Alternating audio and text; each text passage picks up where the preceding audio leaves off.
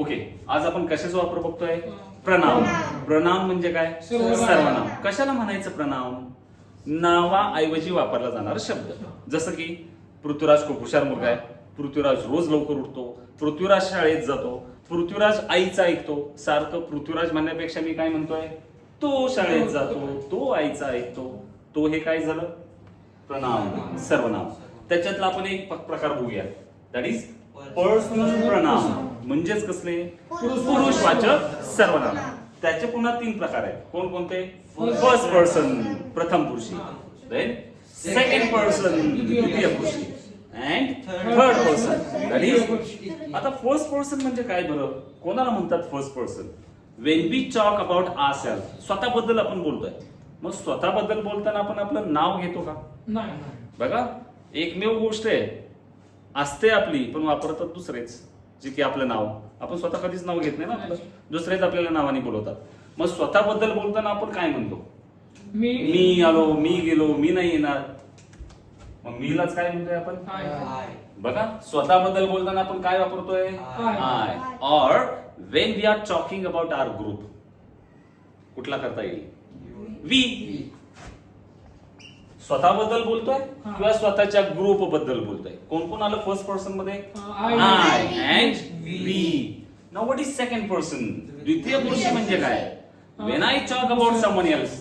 अरे तू खूप हुशार आहेस, तू काल आलीच नाहीस, तू दिसलाच नाहीस मला कुठे. तू तू तू यू. किंवा मी दुसऱ्याच्या ग्रुप बद्दल बोलतोय, अरे तुम्ही मस्त खेळलात काल सगळे, तुम्ही. यूच राहील. एक आहे सिंग्युलर तू, दुसरा आहे प्लुरल तुम्ही. Fine. Now what is third person? तृतीय पुरुषी म्हणजे काय? जेव्हा दोघे मिळून तिसऱ्याबद्दल बोलत असतात. मग तो ऐकेल न ऐकेल तरी पण त्याच्याबद्दल चर्चा चालू असते आपली. फॉर एक्झाम्पल, अरे तो खूप हुशार आहे, ती आलीच नाही आज, तू कुत्रं चावतं बरं, तिकडे नको जाऊ. आणि मोदी खूप चांगलं काम करताय, मुख्यमंत्री मला वाटतं कृष्णालाच बनवायला पाहिजे आपल्या. बघा, मी कोणाकोणाबद्दल बोलतोय? तो, ती, ते, आणि कृष्णाचं नाव पण घेतोय. कृष्ण ऐकत नाही आपलं. असे कोणकोणते करते येतील माझा? तो म्हणजे ही, ती म्हणजे शी. एखाद्या प्राण्याबद्दल बोलतोय मी, इट. किंवा कोणाचं नाव घेतलं, राम. आता राम हे काय प्रनाउन नाहीये, हे नाव म्हणून आलंय. तर आपल्याला पुढे काहीतरी याचा वेगळा वापर आहे म्हणून मी ह्याला घेतलाय. आता दोघे जण मिळून तिसऱ्या ग्रुप बद्दल पण बोलतात.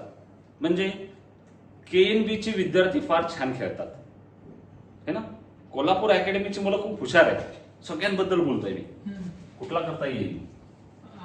दे. कुठला येईल? सांगा पुन्हा एकदा. फर्स्ट पर्सन कोण कोण आहेत? I and we. Second person कोण कोण आहे? You and you. Third person कोण कोण आहे? He, she, it, Ram and they. Very good. रेषेच्या अलीकडचे आणि रेषेच्या पलीकडचे कसे वाटतायत बरं? These all are singular and those are plural. एक वचन अनेक वचन. आता मी प्रश्न विचारतो. फर्स्ट पर्सन, व्यवस्थित ऐका. फर्स्ट पर्सन प्लुरल सब्जेक्ट कोण कोण आहेत? वी फक्त. फर्स्ट पर्सन सिंग्युलर कोण आहे? Only I. Second person plural कोण कोण आहे? यू. आणि सेकंड पर्सन सिंग्युलर कोण आहे? यूच आहे. थर्ड पर्सन प्लुरल कोण आहे? दे. आणि थर्ड पर्सन सिंग्युलर कोण आहे? He, she, it, Ram. One more time. He, she, it, Ram. Be louder again. He, she, it, Ram. पुन्हा एकदा. He, she, it, Ram. पुन्हा एकदा. He, she, it, Ram. पुन्हा एकदा. He, she, it, Ram. बघा, कोण आहे he, she, it, Ram? Third third person singular. 4 सेकंडच्या लक्षात आला? यातलं काहीही लक्षात ठेवायचं नाही, काहीच गरजेचं नाही आपल्याला. मग का बघितलं बरं आपण एवढं सगळं? या चौघांसाठी पाहिलं आपण. आता हे चौघे कोण आहेत? ही, शी, इट आणि राम. या चौघांना इंग्लिश मध्ये नेहमीच लक्षात ठेवायचं. असं का?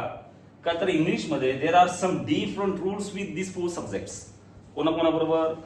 ही, शी, इट, राम यांच्यासाठी काही वेगळे नियम वापरले जातात. आता काय नियम वापरायचे ते आपण नेक्स्ट पार्ट मध्ये बघूया. चला, have to copy this chart.